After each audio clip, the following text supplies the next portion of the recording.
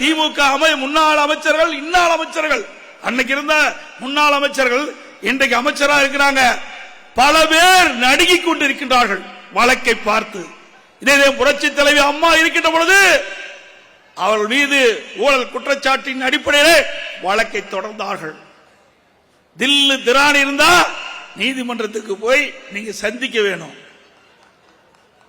ஆட்சிக்கு வந்தவுடன் 10 ஆண்டு காலம் வாய்தா வாங்கிட்டு இருந்தாங்க. திமுக ஆட்சிக்கு வந்தவுடன் அவசர அவசரமாக அந்த வழக்கை நடத்தினாங்க. இப்ப என்னாச்சு? நீதிமன்றமே நீதியரசரே முன்வந்து மீண்டும் அவருடைய வழக்கை விசாரிக்கப்படும் என்று அறிவிக்கப்பட்டு இன்றைக்கு நீதிமன்றத்தில் நடந்துகிட்டு இருக்குது. இன்னொருவர் பல கட்சிக்கு போயிட்டு வந்தார். உங்களுக்கு யாருன்னு தெரியும்? யாருங்க? செந்தில் பாலாஜி. இந்த இயக்கத்திற்கு யார் துரோகம் செய்கின்றாரோ அவருக்கு சிறை தண்டனை தான் கிடைக்கும். அதுக்கு செந்தில் பாலாஜி உதாரணம். சாதாரண செந்தில் பாலாஜி அடையாளம் காட்டியது அண்ணா திமுக. இன்றைக்கு அனைத்து இந்திய அண்ணா திராவிட முன்னேற்ற கழக தொண்டன் இரவு பகல் பாராமல் ரத்தத்தை வேறையாக சிந்தி அவருக்கு வாக்கு கேட்டு அவரை வெற்றி பெற செய்து அவரை அம்மா அமைச்சராக்கினார்.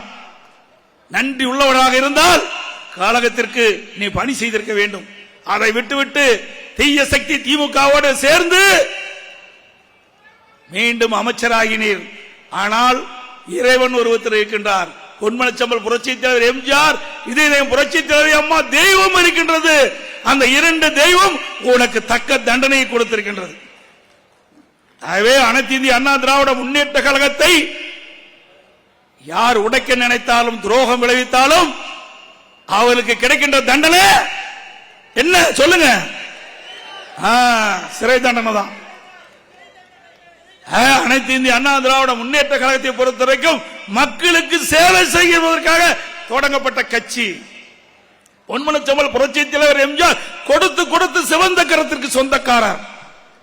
இதே புரட்சி தலைவி அம்மா தன் உடல்நிலை கூட பொறுப்படுத்தாமல் இரவு பகல் வாராமல் மக்களுக்கு உழைத்து சாதாரண கிராமத்திலே பிறந்த ஏழை குழந்தைகள் கூட உயர்கல்வி படிக்கக்கூடிய சூழ்நிலையை உருவாக்கி தந்த தலைவி இதே புரட்சி தலைவி அம்மா.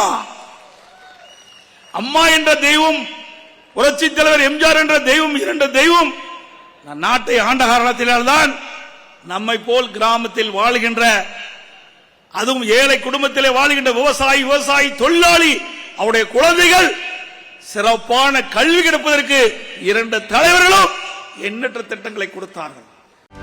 செய்திகளை உடனுக்குடனும் துல்லியமாகவும் தெரிந்து கொள்ள சப்ஸ்கிரைப் பண்ணுங்க.